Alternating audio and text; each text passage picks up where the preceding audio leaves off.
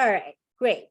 Thank you. So our speaker today is Dr. Gwen Rudie from Carnegie Observatory. So a brief introduction of Gwen's research path.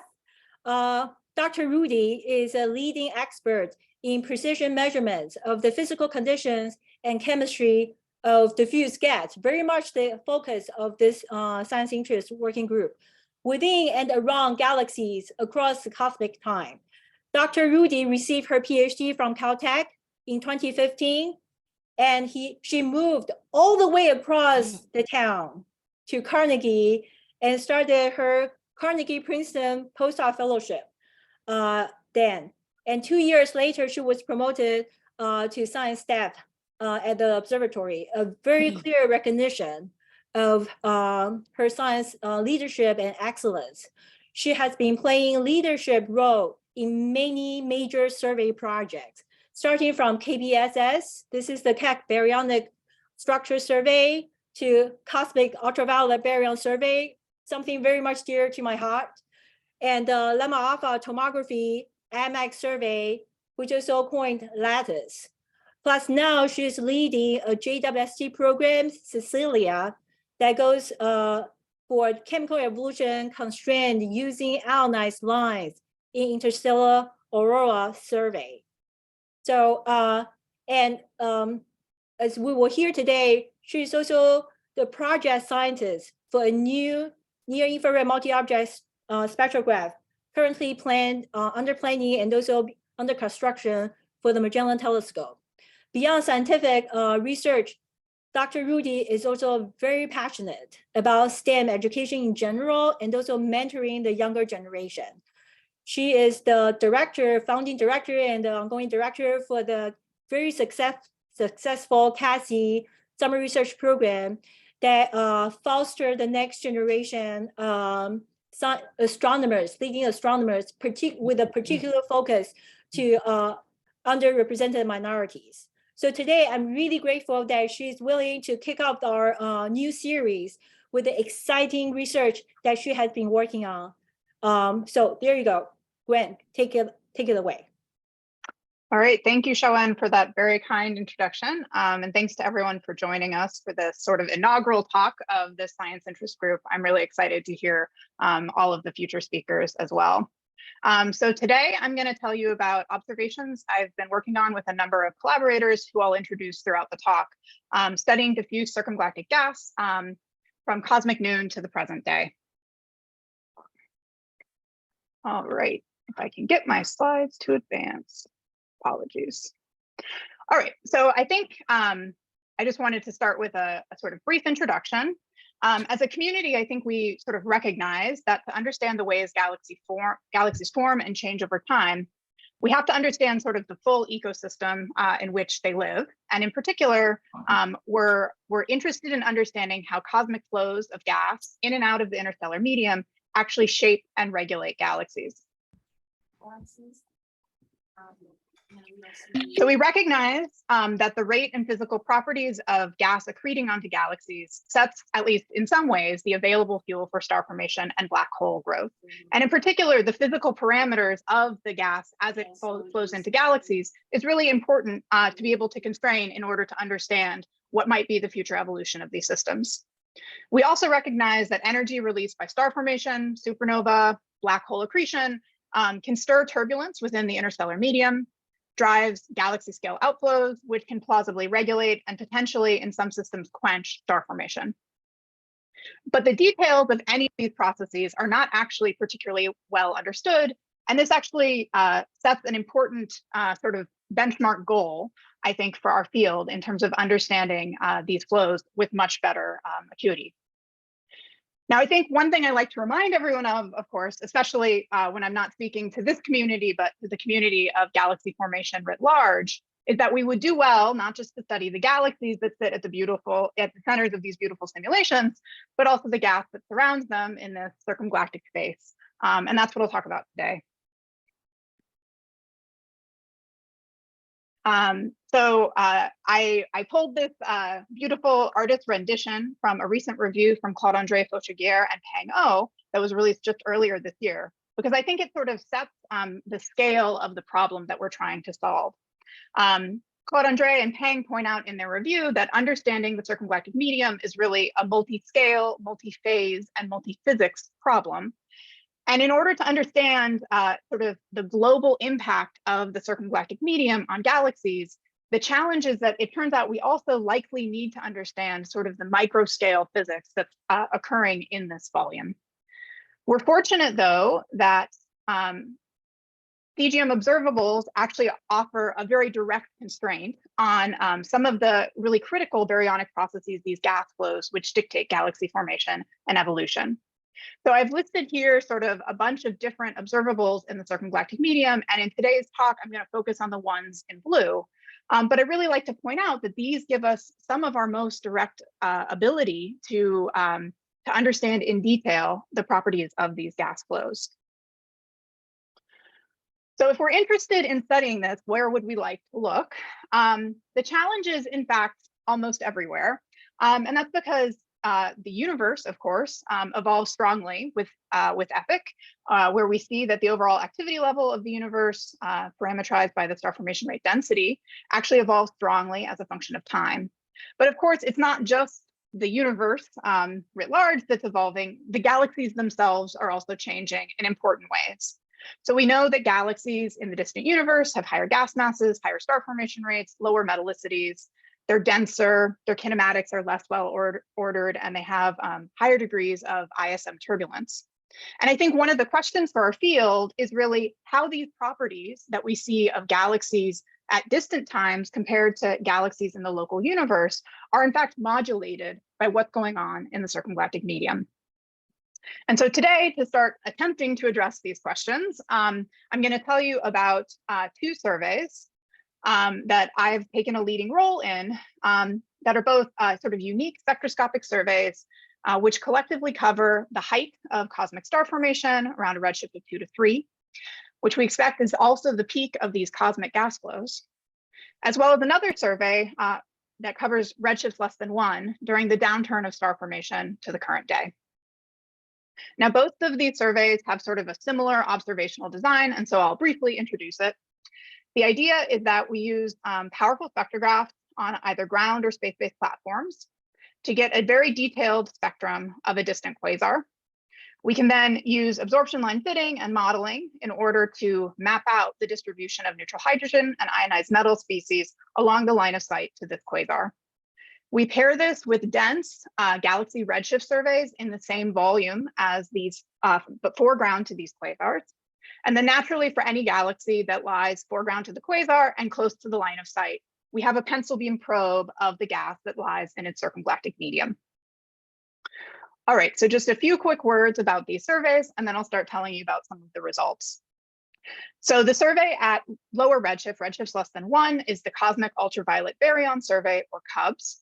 This uses 15 redshift 1 quasars, which we've observed with HST COS, and focuses again on that epoch in the universe where we see this downturn in cosmic star formation.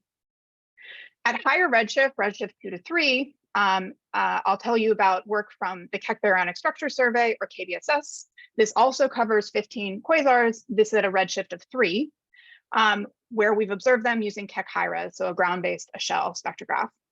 And again, this focuses on the circumgalactic medium during this sort of height of cosmic star formation.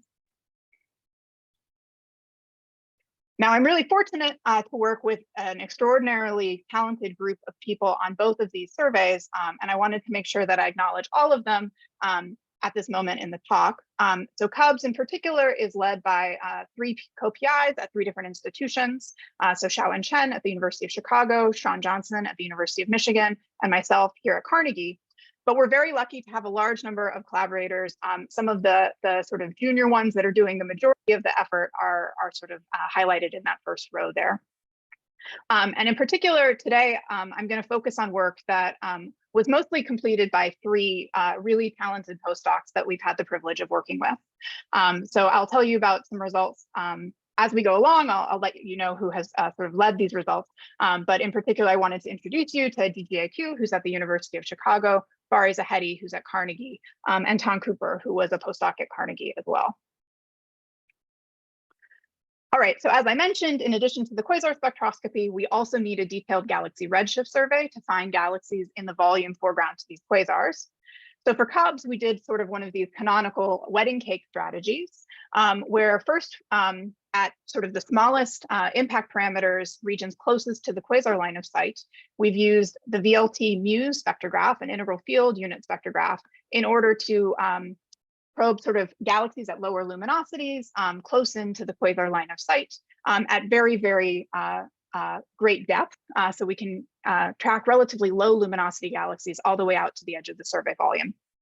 In addition to this, we have two sort of canonical multi-object spectrographs, both on Magellan, LDSS3, and IMAX, which cover intermediate and wide scales surrounding each of these quasars, which allow us to sort of get complete spectroscopy of galaxies across a wide range of environment in order to understand in detail how environment may in fact impact what we're seeing in the circumgalactic medium. All right, now on to KBSS. Again, I'm very privileged to work with a talented group on this survey as well, and has really been led by Chuck Steidel and members of his group for more than a decade at this point. KBSS really focuses on galaxies within a factor of few of L star. It's a high redshift survey, and so it's challenging actually to get to much fainter galaxies, but I'll talk a little bit about that at the end. For the galaxies themselves in the survey, we've taken REST UV spectroscopy using the optical instrument LRAS on Keck, and we have REST optical spectroscopy as well using Keck Mospire. All right, so what does the high redshift circumgalactic medium actually look like? To answer this question, I'm a spectroscopist, so rather than show you some artist renditions, I'm going to show you the spectra themselves. So this is one of the regions close in velocity space to one of the galaxies in the KBSS sample. It sits 75 kiloparsecs away from the line of sight to the quasar, and so we're looking at the circumgalactic medium at that impact parameter, which is within what we expect the virial radius of this galaxy is. What's being shown in black is the quasar spectrum itself, continuum normalized. And then we see in colors a void profile decomposition of the absorption system that we see within the CGM, ordered as a function of ionization potential. Now, there's a few things I want you to take away from the details in the spectra. So the first is that the CGM in the high redshift universe is extraordinarily complex, kinematically complex. It requires a huge number of subcomponents to model it in this sort of void profile method. And that just points to the very large amount of detail in the structure that we see in the circumgalactic medium in the distant universe. Another interesting point is that the kinematic structure is actually relatively constant across the ionization phases up to carbon-4, but looks completely different when we look at oxygen-6, the highest ionization potential species in our survey.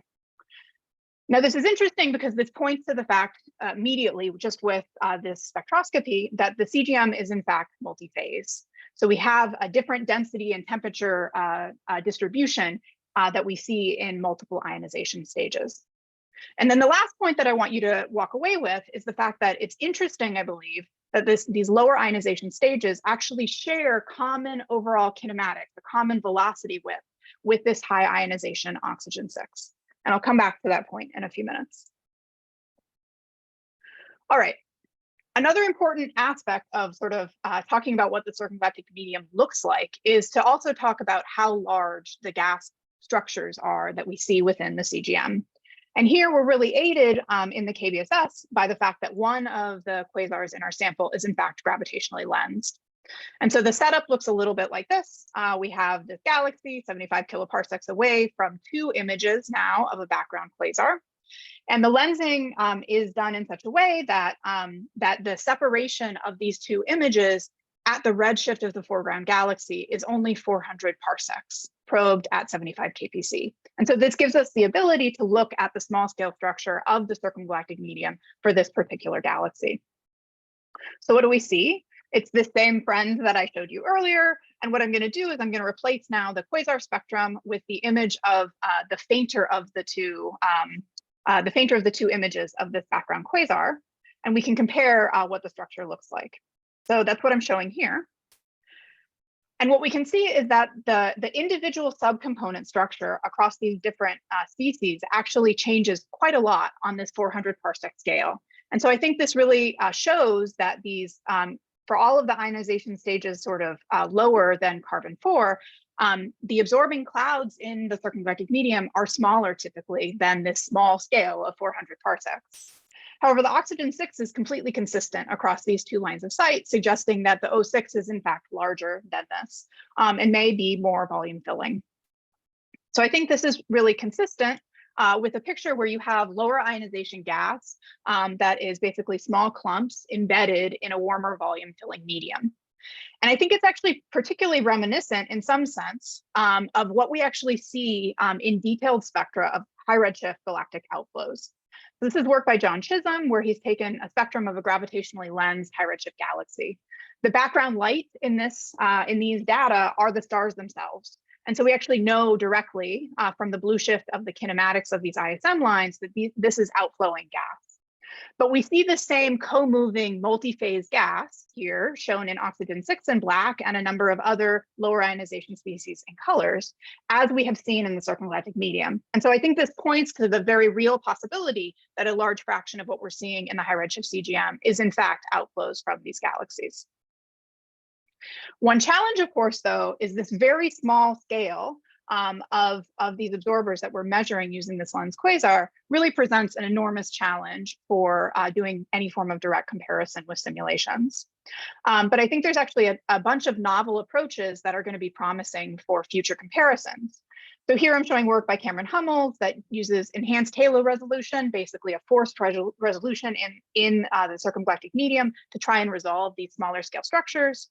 And then showing two different idealized wind simulations from Drummond Fielding and Evan Schneider that are really already showing this enormously tiny bits of structure that we may in fact be capturing in these kinds of observations.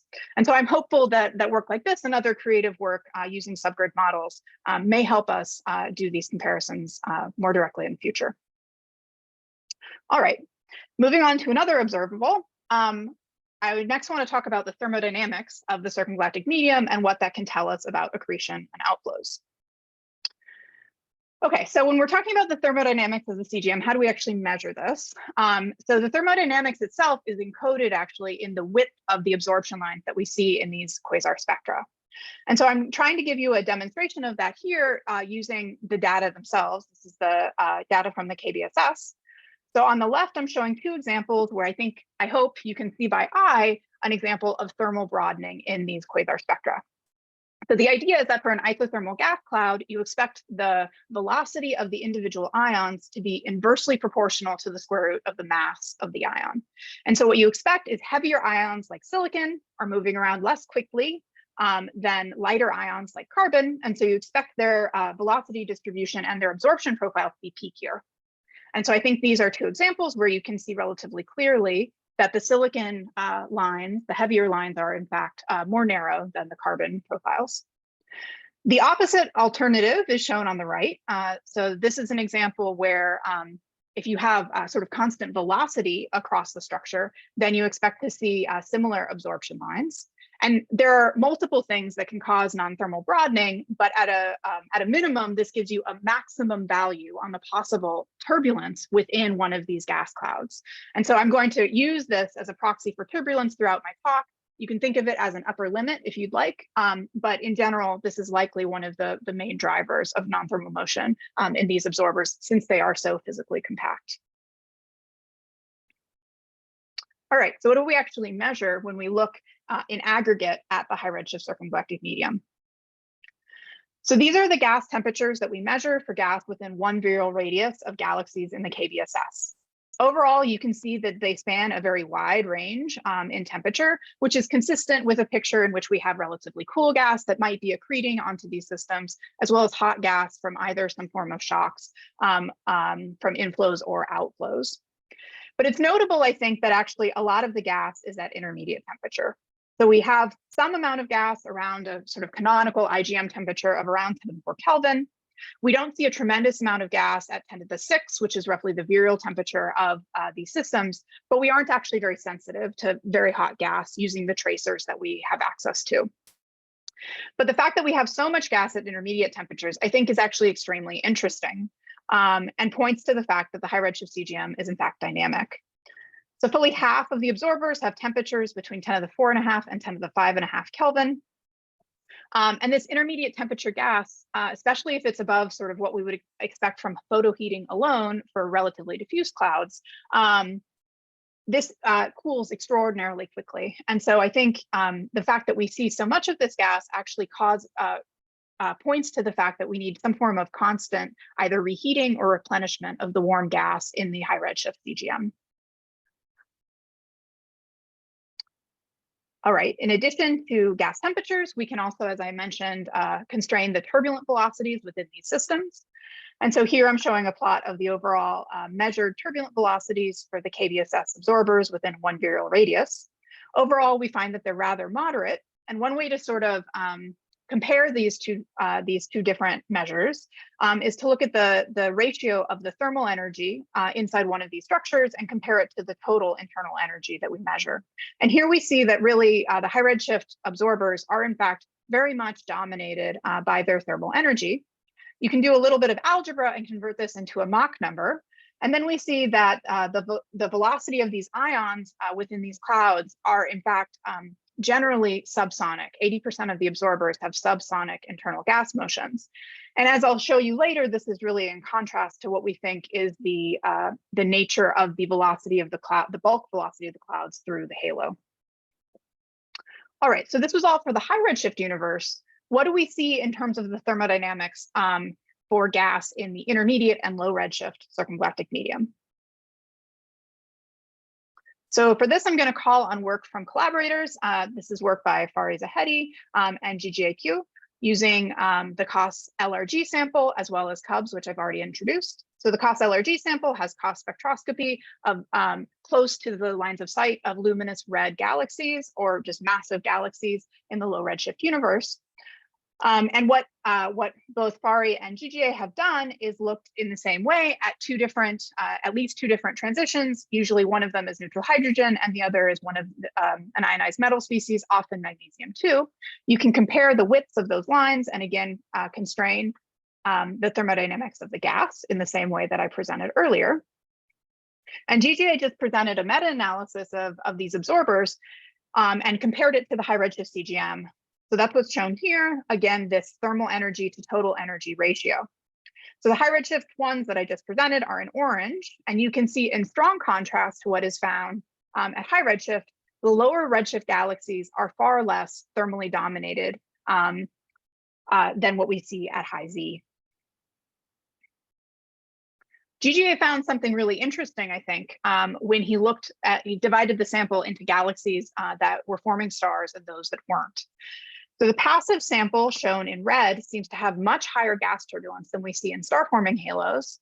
And as I'll show you, the kinematics of this gas is also rather distinct. And so I think this is pointing to an interesting possibility that we may be detecting either evidence of a lack of star formation or perhaps one of the causes of a lack of star formation using these different constraints in the CGM.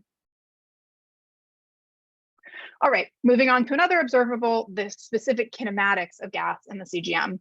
I want to ask the question, can we detect inflows and outflows? And what can the kinematics themselves tell us about feedback? All right, so first I'm going to use a technique called redshift space distortions. And so I thought I would introduce that briefly. Here I'm showing the galaxy correlation function from the 2-degree field galaxy redshift survey. So what's plotted is just the distribution of galaxies along the plane of the sky in the x-axis and along the line of sight in the y-axis. Now you would expect these things to be sort of circular, and any sort of change in that symmetry is actually due to anisotropies in the motions of these galaxies. And so on small scales, we see this very strong distortion, this elongation along the line of sight, and this is referred to as the finger of God effect, and is due to radial motions from group galaxies that are actually gravitationally bound. We see the opposite effect on large scales. We see compression along the line of sight. This is referred to as the Kaiser effect, and this is due to the coherent infall due to collapse of structure for these distant galaxies.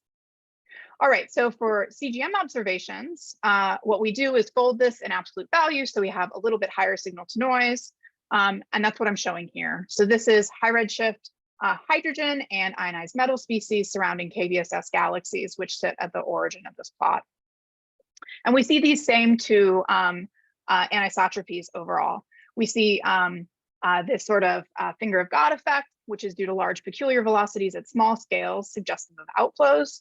And we see sort of megaparsec scale compression in the gas, both in hydrogen as well as in these metal species, which is suggestive, again, of sort of the first detection, actually, I think, of large scale infall of hydrogen gas onto these forming galaxies in the distant universe. All right, so we see that relatively commonly there's evidence perhaps of inflow and outflow surrounding these galaxies, but I think we can ask the question of whether we can actually detect any impact on the galaxies from these gas flows. And in some spectacular cases, I think we really can. Okay, so here's an example of an absorption system that was found quite a while ago, in fact, that was actually one of the first discoveries of molecular gas in the distant universe seen in absorption. So this is a rather remarkable absorber that has carbon monoxide and a bunch of other species, and is associated with a greater than 1,000 kilometer per second absorption complex seen across ionization phases all the way up to carbon-4. Now, I was by chance looking for sort of red galaxies close to quasar lines of sight a few years back, and happened upon what I think is likely the source galaxy for this absorption set. It sits 40 kiloparsecs away from the quasar line of sight and at roughly precisely the redshift of these absorbers. And what we see, this sort of discovery spectrum is here, and we see strong evidence for a broad line AGN, which I show the sort of velocity measurement here, and it's rather an outlier against typical star-forming galaxies shown in blue. It sits in the sort of AGN space in the BPT diagram. And what's interesting about it is if we look at its star formation rate, it actually sits below the main sequence, as is measured by the MOSDEF survey at the same redshifts. And so I think this is an example where you have a galaxy. It seems that it may have driven a molecular outflow, and it has suppressed star formation perhaps as a result of this. So this is pointing to a potentially direct impact on this outflow, from this outflow on the future of this galaxy. But how common is that? Do we see this commonly across star-forming systems in the distant universe? So let's pull the statistics from the KBSS.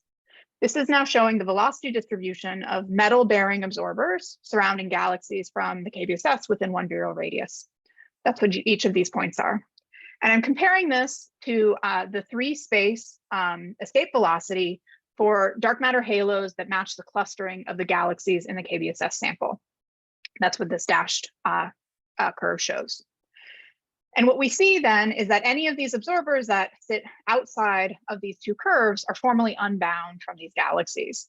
And 70% of the galaxies that have detected absorbers have gas in excess of the escape velocity. And so this seems to actually be a very common feature of the star-forming sample in the distant universe.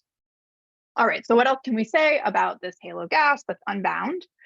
It appears most commonly in high ionization species like carbon-4, and it's not commonly associated with high neutral hydrogen column density gas.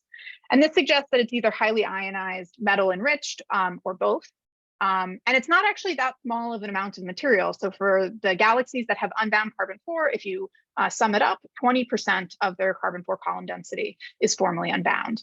And I think the thing that's exciting about this is if this gas is in fact due to outflows from these galaxies themselves, it really represents metal-enriched material that would permanently be removed from the interstellar medium of these galaxies and would be very unlikely to participate in future star formation. And so this is really pointing to potentially a strong chemical and sort of raw material impact on these galaxies.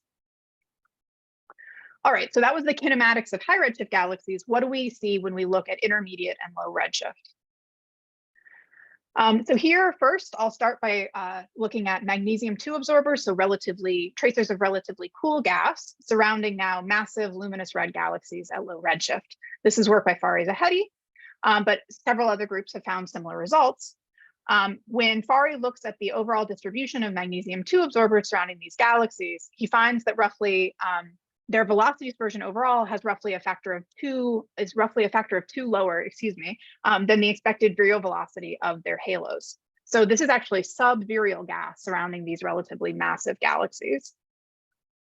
If instead we look at the same tracer, magnesium-2, but we look at it over a wider population of galaxies, sort of typical star-forming galaxies in the low redshift universe, this study by Huang et al. From 2021 shows that overall, the absorbers have a velocity dispersion that's consistent with viral motions in these low redshift star-forming halos. Okay, so magnesium-2, what about other tracers of gas within the circumgalactic medium? Here I'm showing work from the COS Halos team on hydrogen and oxygen-6 gas. And we can see that generally the story hangs together, that roughly H1 and high ionization O6 gas seems to also have roughly bound kinematics, similar bound kinematics as what was seen in the magnesium-2. And so I think this really points to very large differences, in fact, in the kinematics that we see in the low redshift versus high redshift universe. And I think it will be very interesting to try and connect those more as in the coming years. All right, moving on to another observable. The last one I'll discuss today is chemistry. And we can ask the question, can we determine the origin of CGM clouds using their chemistry? The challenge, of course, is that to measure the CGM chemistry, you first have to measure the ionization state of the gas, and that's not actually so trivial. Luckily, we've had a group of very talented postdocs working on this question, and so I'm going to show you work from a few of them. Overall, the first thing you have to do is just measure the amount of gas that we see in different ionization stages. CUBS really helps us out in this case because we actually trace 5 different ionization states just of oxygen alone.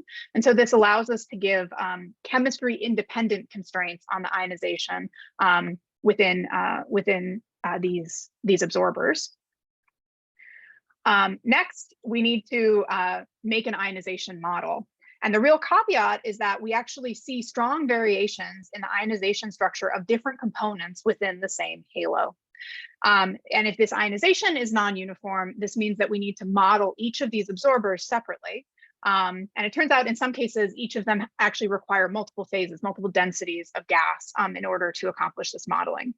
You can see by eye an example of why this is so important. So if I draw your attention to the sort of teal and blue components, you can see that one of them is stronger in O2, they're roughly the same in O3, and then the other is stronger in O4. And so you see very strong differences in ionization, just over small separations in velocity. All right, so what do you actually get in terms of the abundances within the CGM once you do this somewhat more complex modeling? It turns out that the abundances within individual halos are also non-uniform, okay? So if we look at the alpha abundance, what's shown on the bottom here, we see that in this particular galaxy, there's 4 different absorbers that we've measured the alpha on H, and we see that 3 of them have roughly solar abundance scale, whereas the other is roughly a 10th solar. And it gets even more complicated when we look at multiple elements. And what we see is that, in fact, the abundance patterns also vary within single halos. So while this absorber that we see in red seems to have solar abundance alpha and nitrogen, we see subsolar carbon abundance, okay? Now, this might all sound like a mess and sound like a great challenge to us, but I think it actually represents an enormous opportunity. And that's because there's a tremendous field studying the chemistry of stars and galaxies and what that can tell us about the evolution of these systems. And the multi-elemental abundances that we can measure in the CGM, I think, give us the possibility of actually chemically tagging this gas and relating it to the physical processes that have put it into the circumgalactic medium, and ultimately the galactic hosts that have actually driven this material out. And so I think when we combine this with complete galaxy samples that have measured chemical abundances, we can determine the varied origins of CGM gas. And I think that's a really, really exciting prospect. So to just give you an illustration of how this might work, I'm going to show you some results from Fari Zahedi. So Fari looked at a bunch of examples of absorption systems in CUBS, and I'm just going to show you one as an illustration. So Fari found sort of a whole complex circled in orange here of highly enriched, chemically mature in terms of its alpha on iron content gas that's likely similar to the host galaxy that we see surrounding this. This is an isolated 2L star galaxy at a redshift of 0.5. But in the exact same halo, Bari finds evidence for another set of absorbers that again have roughly solar values of alpha elements. So again, highly enriched material, but now very much alpha enhanced and comparatively iron poor, much more suggestive of core collapse supernova yields. And so this is just one example where we're able to sort of determine with, I think, a higher degree of fidelity and confidence what the likely origin of these gas clouds are. And I think when we combine all of these different observables together, we'll be able to say with a much higher degree of confidence what the actual properties of these gas flows that are driven and mitigated by different processes actually are. And so I think this is really wonderful. So I wanted to sort of give you a little bit of a perspective as I see it on the work that me and collaborators will hopefully do in the coming years with data that exists in order to close the loop on cosmic flows. So we're really excited because we are almost done with the Galaxy Redshift survey for CUBS. And I'm showing you the existing sample as it stands today. And the thing that's amazing is that CUBS is going to enable the types of measurements that I told you about today for statistical samples of galaxies spanning 4 decades in luminosity over 7 billion years of cosmic time. And I think this is just really pointing to a remarkable statistical sample that can be used as a benchmark for understanding the intermediate redshift CGM. At high redshift, I'm also really excited by work being led by Evan Nunez, a graduate student at Caltech, that he's coined the KVSS CGM. This is using the Keck KCWI IFU to expand the high redshift circumgalactic sample by using KCWI to look for galaxies very close to the quasar line of sight at much smaller impact parameters, which is really just going to expand quite a lot the close-in pairs, but also the overall range of stellar masses and star formation rates probed by the sample. And so I would really encourage you to keep an eye out for work from Evan in the coming years. Now, in terms of connecting the chemistry of high redshift galaxies and the high redshift CGM, I have a Cycle 1 JWST program that I co-PI along with Alison Strom at Northwestern, which is designed to figure out how it is that we'll actually measure the chemistry of the ISM inside these high redshift galaxies, because techniques that have been developed at low redshift have been shown to be highly biased in the high redshift universe. So we have our data. It's truly extraordinary. We have examples of 3 different temperature sensitive auroral emission lines, which are going to allow us to directly measure the chemistry in these high redshift galaxies and build a new technique for measuring the chemistry in these galaxies. And so I'm really excited about the results that will be possible with these new techniques. All right, so I wanted to close with a little bit of a window into what I see are some new exciting possibilities in terms of instrumentation that can open new frontiers in terms of our ability to study the CGM. All right, the first is a project that's very close to my heart. This is Magellan MIRMOS, the Magellan Infrared Multi-Object Spectrograph, which we're currently building at Carnegie Observatories in Pasadena. The PI is Nick Conadaris, and I'm one of 2 project scientists along with Drew Newman. So this is a multi-object near-infrared spectrograph that covers simultaneously 0.9 to 2.4 microns. And importantly, in addition to a multi-object mode, also has an integral field unit with a relatively wide field of view. So to illustrate that, I'm showing here in blue the size of the field of view for MIRMOS compared to basically all of the existing infrared IFUs. So it's just a much larger scale IFU. This is by design. The instruments that currently exist actually focus on sort of exquisite spatial sampling, often paired with laser guide stars or from space-based platforms. But if we're interested in studying diffuse emission, like from the circumgalactic medium, it's much more advantageous, in fact, to have coarser spatial sampling over a much larger scale. And so I'm showing examples of lower redshift observations that were taken with MUSE by Xiaowen Chen and Sean Johnson of circumgalactic and circumquasar emission, shifted as to what it will look like in the distant universe, and overlaid on top of it is the MIRMOS IFU field of view. And I think the really exciting thing about this is that in the high redshift universe, the near infrared traces rest optical emission lines, which are optically thin. And what that means is that these are going to be really remarkable kinematic tracers of gas within the CGM. because they are optically thin. And what that means is we'll be able to actually make morphokinematic maps of the high redshift circumgalactic and circumquasar medium and actually watch as gas flows in and out of these galaxies. So I think this is a really exciting thing, and we're hoping to deliver this to Magellan in a handful of years.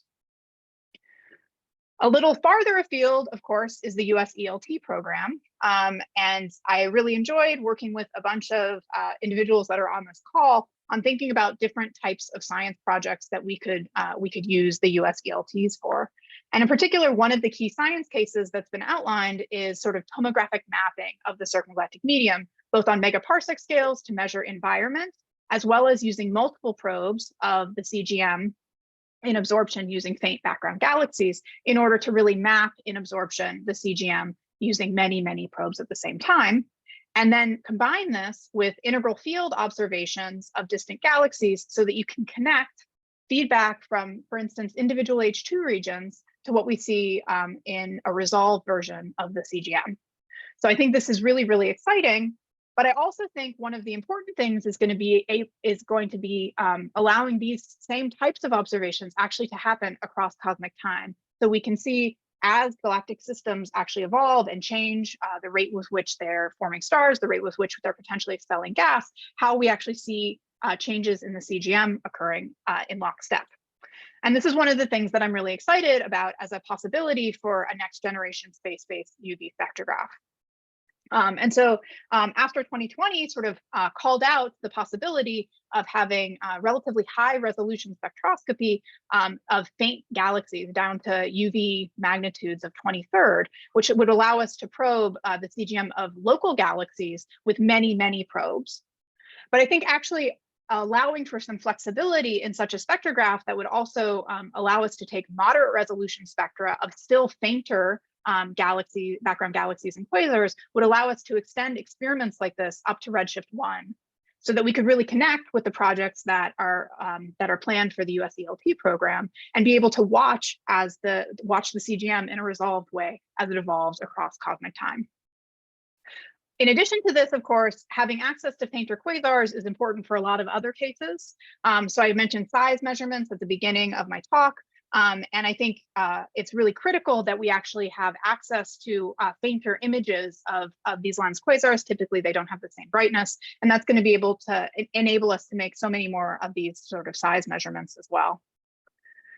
But in addition to that, having higher quality data is just beneficial for making higher fidelity measurements of gas in the CGM.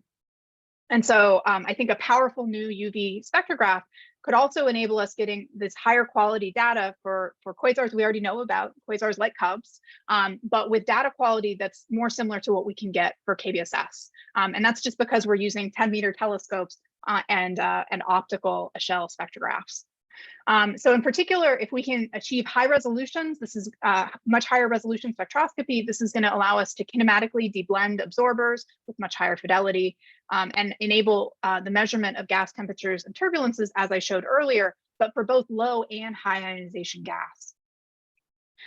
In addition to this, higher signal to noise observations will provide increased sensitivity to lower columnity features, which is important not only for tracing the full phase structure of gas, but also improves our ionization modeling. Because if we can measure the sort of lower column density features that are in ionization phases that aren't at peak, we'll have much better constraints overall at our ionization modeling.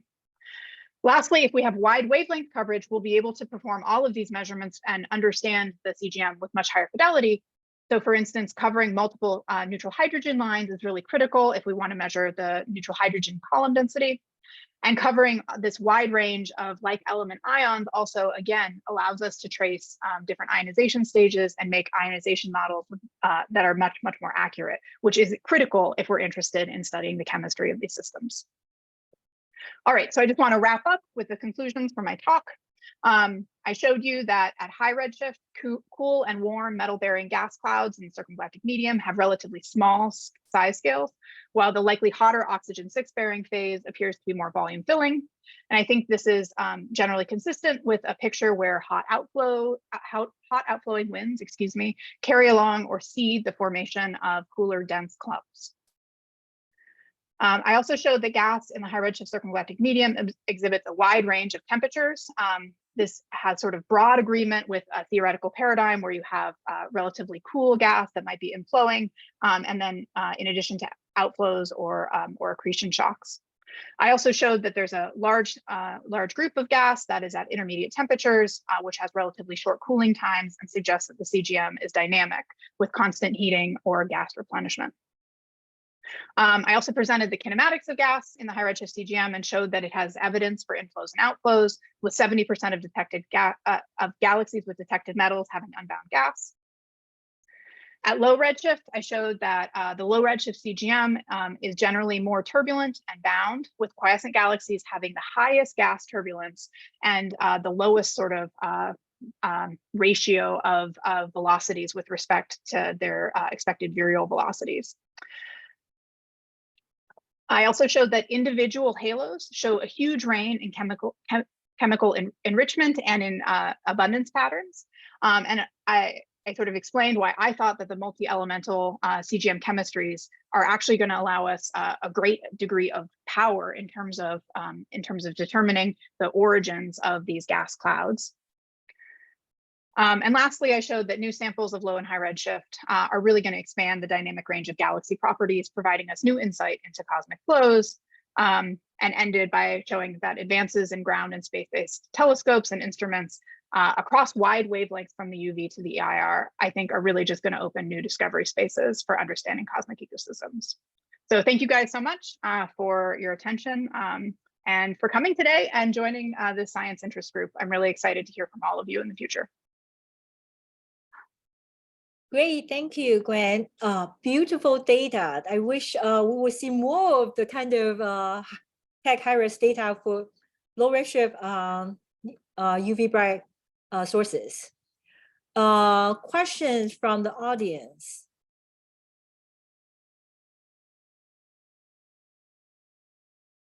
There's a lot to digest.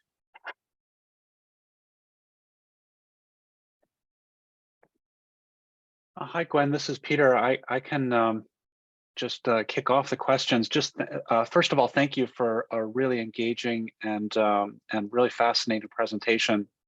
I wonder if you could address one question which kind of fascinates me about this field, and that is just the density of gas. I mean, when we talk about the circumgalactic medium, I presume we're talking about an incredibly tenuous gas that would be, by earthly standards, considered essentially a vacuum. Can you say something about exactly what the densities are expected to be? Yeah, sure, absolutely. So the density is exactly the type of thing that falls out of this ionization modeling. And you're correct that compared to terrestrial standards, it is absolutely diffuse. But it actually occupies many orders of magnitude. Sorry.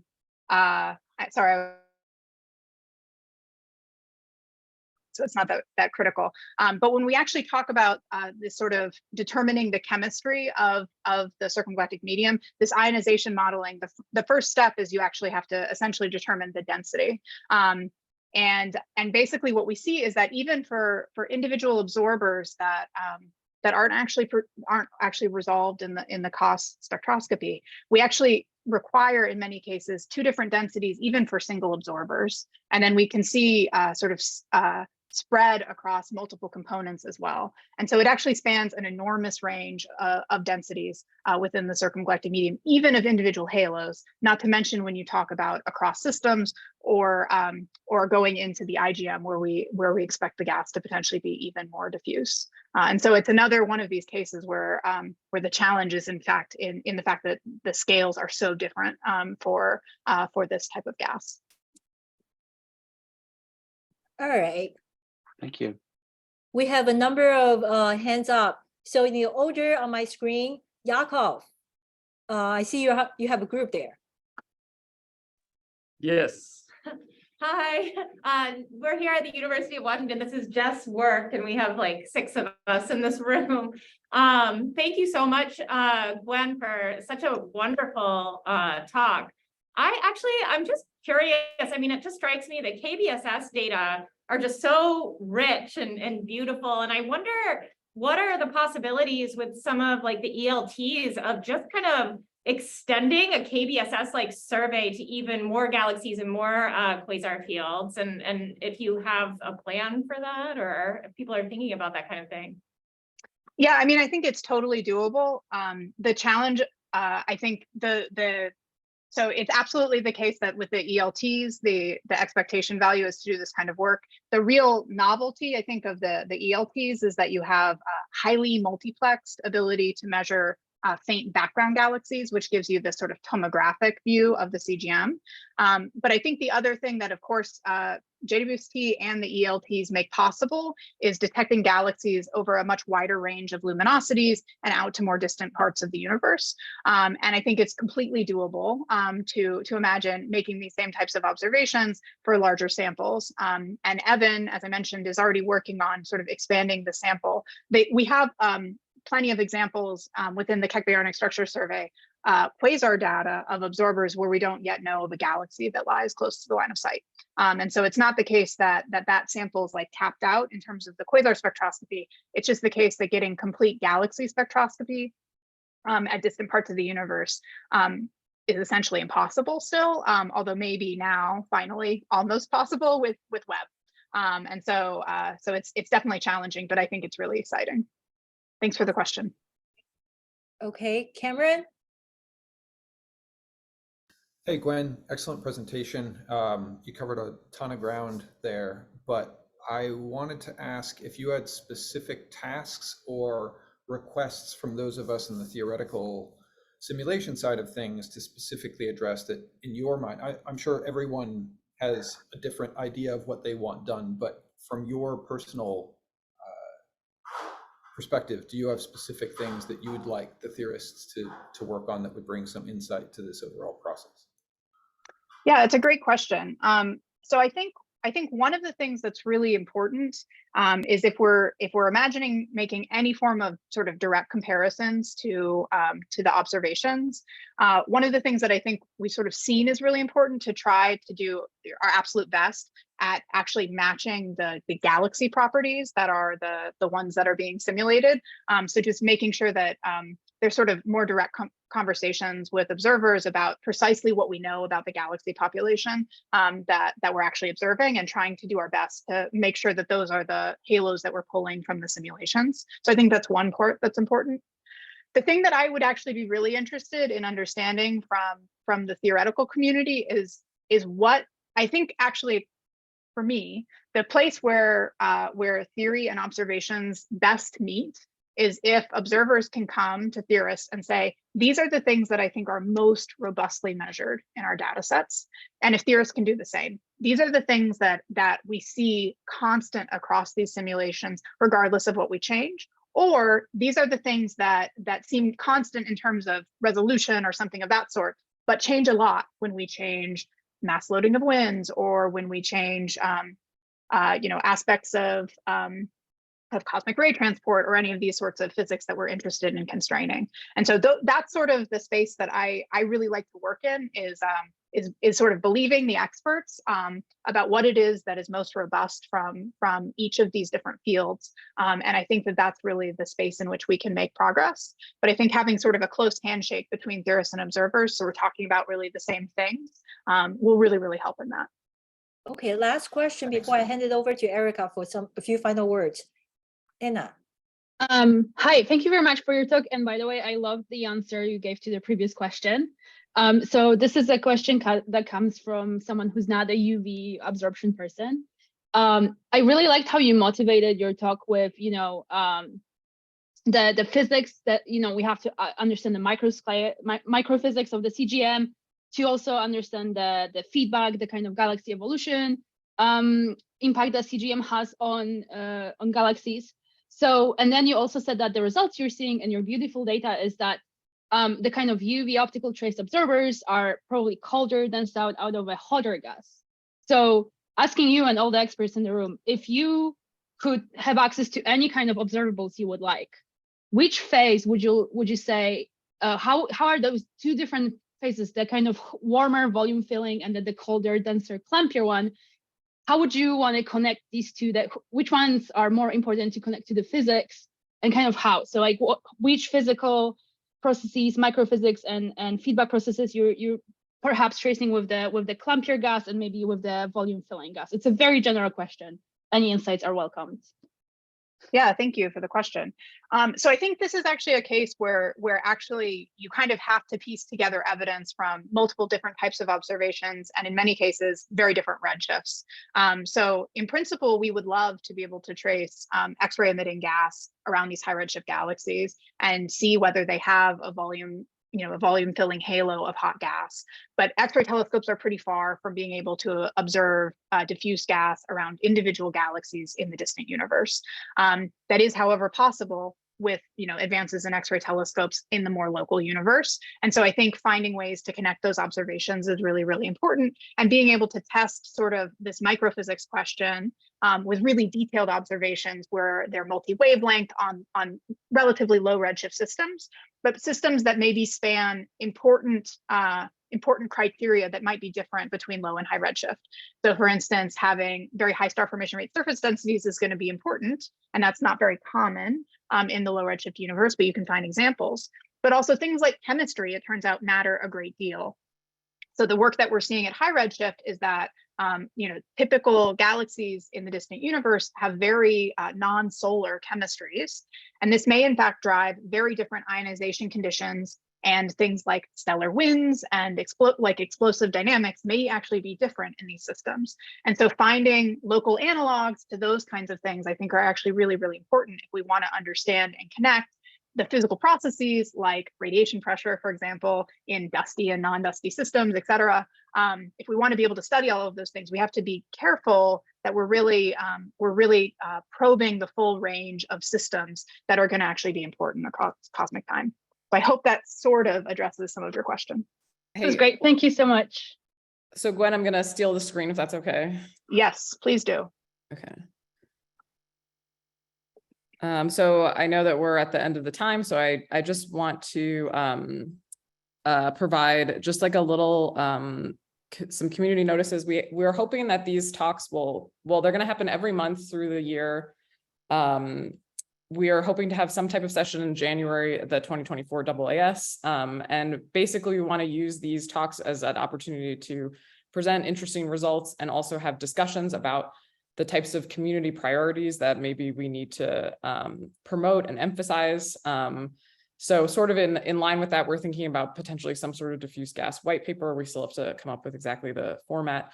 In terms of the Habitable Worlds Observatory, the START group, which is like a team of people to do science definition for habitable worlds, the self-nomination deadline is in early June. And the more CGM, IGM, diffuse gas interested people that are on there, I think that would be really great. There's also going to be a meeting this summer about science with habitable worlds in July in Baltimore. So I'd encourage everyone to attend. And our next talk will be Thursday, May 25th, 4 p.m. Eastern, 1 p.m. Pacific, the same Zoom link. And we'll be hearing from Danielle Berg at UT Austin, and we'll send out reminders ahead of time to the mailing list. And so we're like new, getting off the ground, but please share the talks and encourage others that didn't make it today to sign up so that we can grow and organize this really incredible community. So that's it.